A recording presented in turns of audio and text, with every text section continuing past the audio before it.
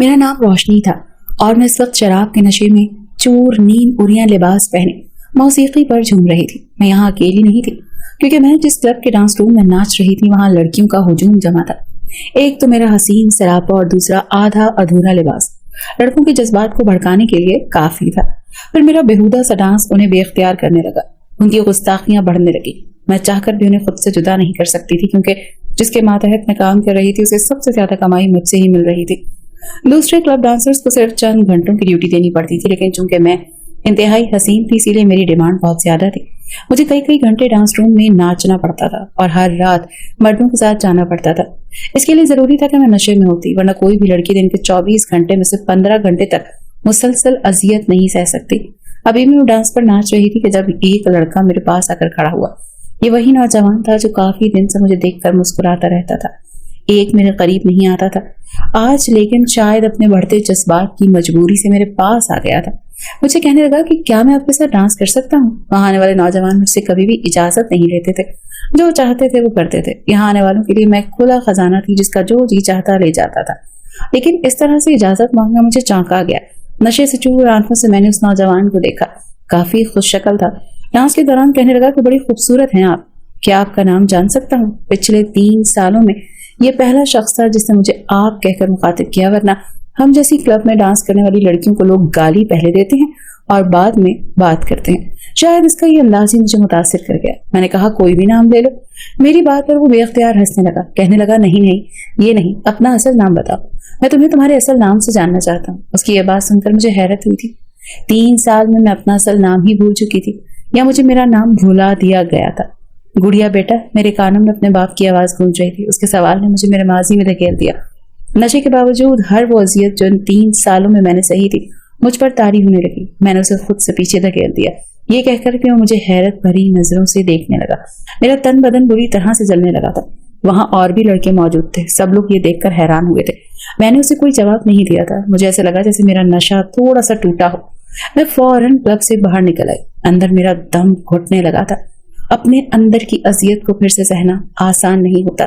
मुझे लगा जैसे खुली हवा में मुझे सांस लेने में दिक्कत हो रही है। मैं लंबे लंबे सांस लेने लगी। मुझ पर बेहोशी तारी होने लगी और इस बेहोशी की वजह से मुझे घुटन का एहसास बहुत ज्यादा हो रहा था। मैंने फौरन अपने पर्स से नशे का इंजेक्शन निकाला और उसे अपने कांपते हाथों से भरने लगी। बेहोशी की वजह से मेरा पूरा वजूद कपकपा रहा था। मेरे लिए आसान नहीं था। मैं सब कुछ भूल जाना चाहती थी। मैंने जल्दी से इंजेक्शन भरा और अपने बाजू पर खोप दिया। मुझे याद आने लगा कि बचपन में कितनी डरती थी मैं इंजेक्शन लगवाने से, कितना रोती थी मैं। अपने बाप के साथ लिपट जाती थी कि बाबा मैं कड़वी दवाएं खा लूंगी पर मुझे इंजेक्शन नहीं लगाना, प्लीज मुझे इंजेक्शन मत लगवाएं।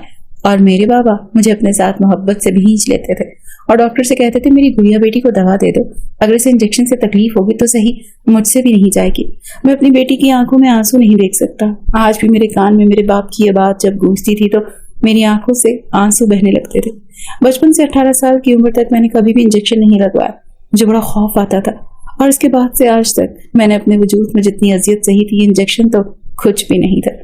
अब तो ये हाल था कि मैं खुद अपने बाजू पर इंजेक्शन खोपने लगी थी, कभी बाजू पर, कभी कमर पर, कभी पेट पर, और मेरा पूरा वजूद दागदार हो चुका था। मर्द का बस एक ही रूप मैंने देखा था और वो था मेरे बाबा का। इसके बाद मैंने मर्दों में सिर्फ कुत्तों, भेड़ियों, सांप जैसे मिजाज के लोग देखे थे, डसने वाले, नोचने वाले, काटने वाले, खाने वाले, या फिर खंजर की आंख से देखने वाले, हवस ज़दा भूखी आंखें मेरे नीम काबिदा वजूद से अपनी निगाहों की हवस की भूख मिटाते थे। एक ऐसी लड़की के लिए ये जिंदगी निहायत अजियतनाक होती है। वो कभी भी इस हाल की आदी नहीं होती, मजबूरन आई होती है या धोखे से लाई गई होती है। मैं सब कुछ भूल जाना चाहती थी, यहाँ तक कि खुद को भी, अपने नाम को भी, अपनी असल शनाख्त को भी। होश की दुनिया मेरे लिए बहुत अजियतनाक थी। इससे पहले कि मुझ पर नशा तारी होता, वो नौजवान मेरे पीछे खड़ा मुझसे कहने लगा कि आज रात का क्या सीन है, मुझे आपके साथ रात गुजारनी है। मैंने पलट कर उसे देखा। मैंने कहा मुझे नहीं मालूम, मेरे सौदागर इस क्लब में बैठे हैं, जाकर उनसे बात कर लो। वो कहने लगा आप क्या चाहती हैं। मैंने उसकी आंखों में देखकर कहा यहाँ हमारी मर्जी नहीं चलती साहब, यहाँ बस उन लोगों की मर्जी चलती है जिनकी हम खरीद हैं। वो मेरे करीब आकर कहने लगा मैं आपको अपने साथ ले जाना चाहता हूँ, 10 मिनट रुको। मैं बात करके आता हूँ। ये कहकर वो दोबारा क्लब के अंदर चला गया। कुछ देर बाद वो बाहर आया और उसके साथ वो शख्स भी था जो कि मेरा खरीदार था। बड़ा खुश नजर आ रहा था। उसके चेहरे की मुस्कुराहट बता रही थी कि सौदा पक्का हो चुका है। आज रात मुझे इस नौजवान के साथ गुजारनी थी। मेरे पास आकर कहने लगा, तुम इसके साथ जा सकती हो, कल सुबह ये तुम्हें यहाँ छोड़ देगा। मैंने कोई जवाब नहीं दिया। वो शख्स मुझे अपनी गाड़ी के पास लेकर गाड़ी का फ्रंट डोर खोलकर मुझे बैठने का इशारा करने लगा। मैं किसी बेजान वजूद की तरह बैठी, जानती थी अब मेरे साथ क्या होगा। हम जैसी जिस्म फरोश औरतों के साथ कोई भी नरमी और रहम वाला मामला नहीं करता। हर कोई मेरे पास आता, पास आने से पहले अपनी शराफत का लिबादा उतार कर आता था। मेरी सोचों का तसल्ली के ब्रेक से टूटा था। एक घर के सामने गाड़ी खड़ी हुई थी। वो नौजवान मुझे गाड़ी से उतरने को कहने लगा। मैं खामोशी से गाड़ी से नीचे उतर गई। ना चाहते हुए भी मेरे दिल की धड़कन तेज हो रही थी। आहिस्ता आहिस्ता मुझ पर इंजेक्शन का असर होने लगा। मुझे नशा होने लगा था। मेरे पांव लड़खड़ाने लगे थे। मैं गुनगुना सी महसूस कर रही थी। जब उस शख्स ने मुझे यूं देखा तो मेरा बाजू थाम लिया। बड़ी मजबूत गिरफ्त थी उसकी। उसने एक हाथ से मुझे थाम रखा था, दूसरे हाथ से अपने घर का ताला खोला और मुझे घर के अंदर ले गया। अपने कमरे में ले जाकर बिस्तर पर बैठा दिया। उसके कमरे में एक रूम फ्रिज भी मौजूद था। उसने उसमें से एक बोतल निकाली और उसे ग्लास में डालने के बाद मुझे कहने लगा, इसे पियो। मैंने कहा, मुझे प्यास ही महसूस नहीं हो रही। कहने लगा, फिर भी इसे पियो। मैंने बस 2 घूंट लिए थे, लेकिन उसे पीते ही मुझे कुछ अजीब सा हुआ, जैसे वो पानी था, सीधा गले में जाकर लगा। मैंने कहा, ये क्या है? कहने लगा, आपका नशा तोड़ने के लिए लीमू पानी है। उसके 2 घूंट पीते ही मुझे होशमंदी सी महसूस हुई। मैंने उस पर तीखी नजर डाली और कहा, नशा क्यों तोड़ना चाहते हो?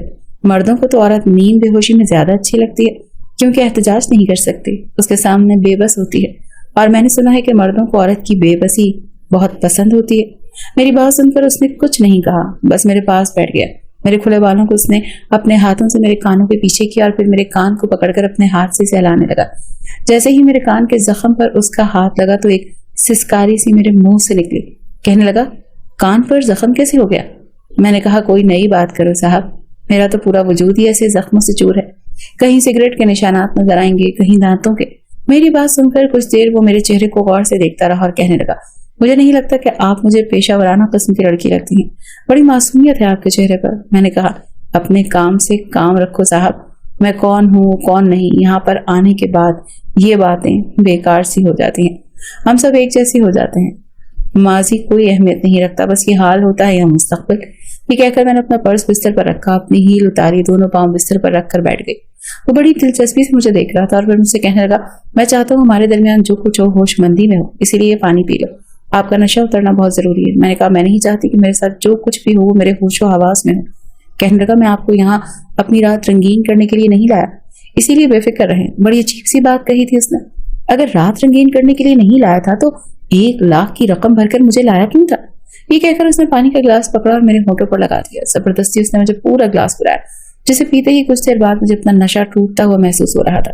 मैं समझ नहीं पा रही थी कि ये कैसा शख्स है, दूसरे मर्दों से तो बहुत मुख्तलिफ सा था। मुझे कहने लगा, आप बताओ कौन हो आप? मैं आपके बारे में जानना चाहता हूँ। मुझे आप अच्छी लगती हैं। पिछले 1 महीने से मैं आपको देख रहा हूँ। बड़ी मजबूरी में आप उस क्लब में डांस कर रही होती हैं। मैंने कहा, तुम मेरे बारे में जानकर क्या करोगे? उसने एक गहरी सांस ली और फिर मेरे कानों में पहनने वाले झुमके उतार कर कहने लगा, इस मुसीबत को तो उतारो। पहले आपके कान जख्मी हो गए हैं। फिर उसने मेरा हाथ थामा। कब ये रात भी बीत गई मुझे अंदाजा ही नहीं हुआ। उस शख्स ने बस मेरी दर्दों को सुना। जिसके साथ मैंने पिछली रात गुजारी थी वो आधा पागल था। किसी भूखे कुत्ते की तरह उसने मेरे साथ ही सलूक किया था। मेरे कानों को भी अपने दांतों से कुचला था। मेरे कानों से खून रिसने लगा। मेरे बाजू पर जलती सिगरेट बुझाई थी। पता नहीं ये मर्द खरीदी हुई औरत को इंसान क्यों नहीं समझते, क्यों बिकाऊ माल समझकर इस्तेमाल करते हैं, जैसे हम बेजान चीज हैं जो चाहे करते रहें। इन जैसे जानवरों के साथ सारी रात गुजारने के लिए जरूरी था कि मैं नशे में चूर रहती। मुझे नहीं मालूम कि क्यों, लेकिन मैं उस शख्स को ये सब कुछ बता रही थी और वो बस मुझे देख रहा था या सुन रहा था। उसके बाद जो इंकशाफ उसने मुझ पर किया मैं सोच भी नहीं सकती थी। पूरी रात उसने मुझे छुआ तक नहीं, बस मुझसे बातें करता रहा। सुबह जब हुई तो मुझे वापस उसी क्लब में छोड़कर आ गया। मैं वहां से वापस तो आ गई थी, लेकिन न चाहते हुए भी मैंने अपना दिल उसी शख्स के पास छोड़ दिया था। हालांकि हम जैसी औरतों के पास ना दिल होते हैं ना जज्बात, क्योंकि हमारे पास आने वाले ग्राहकों को ना सिर्फ हमारे दिल की परवाह होती है ना हमारे जज्बात की, उन्हें सिर्फ अपने जिस्म की भूख होती है। वो वाकई बहुत मुख्तलिफ सा शख्स था। उसके बाद 2 दिन के बाद वो क्लब में आया था। उसे देखते ही मैंने उसे मुस्कुरा कर देखा था। वो भी मुस्कुराते हुए मेरे पास आके पूछने लगा कि आप मेरे साथ डांस करेंगी? मैंने इस बात में सर हिला दिया। उसके पकड़ने पर छूने पर वो बदतमीज नहीं था, ना ही उसकी नजरों में हवस थी। मेरे कान के पास आकर वो धीरे धीरे मुझे समझाने लगा। मैं उसकी हर बात को बड़े गौर से सुन रही थी। कुछ देर के बाद वो वहां से चला गया। میں بے حد خوش تھی. اس کی ذرا سی سنگت مجھے سکون بخش رہی تھی. میرے پاس اسے بیان کرنے کے لیے الفاظ نہیں تھے. 2 دن بعد ہی ہمارے اس کلب میں پولیس نے چھاپا مار دیا. تمام لوگوں کو پولیس پکڑ کر لے گئی اور ہم جیسی جسم فروش لڑکیوں کو آزادی مل گئی کیونکہ وہ شخص خفیہ ایجنسی کا تھا. بس رات اس نے مجھے یہی کہا تھا کہ اگر میں اس کا ساتھ دوں تو وہ مجھے اس ماحول سے آزاد کروا سکتا ہے جس ماحول میں مجھے زبردستی لایا گیا تھا. میں ویسے بھی اس ماحول سے نکلنا ہی چاہتی تھی, چاہے اس کی خاطر ہی صحیح. جو نوجوان مجھے یہاں لایا تھا اس کا نام احمد تھا. نیک سیرت قسم کا نوجوان تھا. میں نے انہیں بہت سے ایسے لوگوں کے بارے میں بتایا جو کم سے کم 14 سالہ لڑکیوں کو باہر کے ملک میں اسمگل کرتے ہیں اور پاکستان کے مختلف شہروں میں ایسی کم سن لڑکیوں کو اکثر اسکول جاتے ہوئے ان کے پاس سے گاڑی گزارتے اور گاڑی روک کر ان سے کوئی ایڈریس پوچھنے لگتے. جیسے ہی وہ بچی ایڈریس بتاتی تو اسے رومال سنگھا کر اپنی گاڑی میں کھینچ کر بٹھا لیتے یا ان کے پاس سے گزرتے ہوئے انہیں ایک ایسی پن چبھ ہو جاتے جس سے وہ فوری طور پر بے ہوش ہو کر گر جاتی اور وہ لوگ اسے اپنی کار میں بٹھا کر ایک انجان جگہ پر لے جاتے. کئی بچوں کو اغوا کیا جا رہا تھا. ماں باپ کی ذرا سی لاپرواہی میں ہمیشہ کے لیے پچھتاوا دے گئے کہ بیٹیوں کو بااختیار بنانے کے لیے اکیلا اسکول و کالج بھیجا جائے. ہم جس معاشرے میں رہ رہے ہیں یہ نفس نفسی کا دور ہے. بس ہر کوئی اپنے مفاد کے لیے دوسروں کی زندگیاں برباد کر دیتا ہے. میں نے اسے یہ بھی بتایا کہ مجھے کالج بھی بھیجا گیا تھا جہاں میں لڑکیوں کو ڈرگز کی سگریٹ دیتی تھی, پھر انہیں اسی گروہ میں آنے پر مجبور کرتی تھی جہاں ان کی عزت کی دھجیاں بکھیر دی جاتی تھی اور پھر انہیں بلیک میل کر کے جسم فروشی کے کام پر لگا دیا جاتا تھا. میری وجہ سے بہت سے گروہوں کو پکڑا جا چکا تھا. احمد مجھ سے بہت خوش تھا. بہت سی لڑکیوں کو ان کے والدین نے قبول کر لیا تھا اور بہت سی یتیم خانوں میں اپنی زندگی گزارنے لگی تھی. 6 ماہ گزر گئے تھے. احمد میری بہت عزت کرتا تھا اور میں اس سے محبت کرنے لگی تھی. ایک بار وہ اپنی والدہ سے فون پر بات کر رہا تھا. میں چائے کا کپ ٹرے میں رکھ کر اس کے کمرے میں آئی, اسی لیے اس کی بات سن کر وہاں کھڑی ہو گئی. وہ فون پر اپنی والدہ سے کہہ رہا تھا کہ اس کے باقی ساتھی بھی اسی کمرے میں تھے اور وہ کہہ رہا تھا کہ وہ ابھی شادی نہیں کرنا چاہتا. خالہ سے کہہ دیں کہ اگر وہ انکار نہیں کر سکتی تو اپنی بیٹی کی شادی جس سے چاہیں کر دیں. یہ کہہ کر اس نے فون بند کر دیا. پھر شروع ہو گئے, تم نے یہ کیا کیا؟ بچپن سے وہ لڑکی تمہارے نام پر بیٹھی ہے اور تم ہو کہ شادی سے انکار کر رہے ہو. احمد کہنے لگا, ہمارے خاندان میں یہ جہالت عام ہے. بچپن میں ہی منگنی اور رشتے کر دیے جاتے ہیں. میں اس بات کے بالکل بھی حق میں نہیں ہوں. احمد کا ایک ساتھی سے کہنے لگا, کل تک تو تمہیں کوئی اعتراض نہیں تھا, بلکہ تب تک جب تک یہ لڑکی یہاں نہیں آئی تھی. میں دیکھ رہا ہوں کہ جب سے یہ لڑکی یہاں آئی ہے تمہارا رویہ بہت مختلف ہو گیا ہے. تم اسے یہاں لائے ہی کیوں ہو؟ اسے یتیم خانے میں کیوں نہیں بھیج دیا؟ یہ سن کر احمد کہنے لگا, وہ ہمارے کتنے کام آ رہی ہے. تم اچھے طریقے سے جانتے ہو بیوقوف نہیں ہوں جو میں اسے یہاں رکھ رہا ہوں. اس کی وجہ سے ہم بہت سے گروہ پکڑ چکے ہیں. مجھے اس لڑکی سے اور کچھ نہیں لگا, سمجھ لو. میں اپنے کام پر توجہ دینا چاہتا ہوں, فی الحال شادی نہیں کرنا چاہتا. بات کرتے کرتے اچانک اس کی نظر مجھ پر پڑی تو فوراً سے خاموش ہو گیا. اس کے دوست بھی مجھے دیکھ کر خاموش ہو گئے. میں نے چائے کی ٹرے لا کر ان کے سامنے رکھ دی اور کمرے سے باہر چلی گئی. اپنے کمرے میں جا کر میری آنکھوں سے ٹپ ٹپ آنسو بہنے لگے. وہ ٹھیک ہی تو کہہ رہا تھا. اسے مجھ سے غلطی کی بنیاد پر کچھ نہیں ہو سکتا تھا سوائے اس کے کہ میری وجہ سے وہ اپنے مقصد میں کامیابی حاصل کر رہا تھا.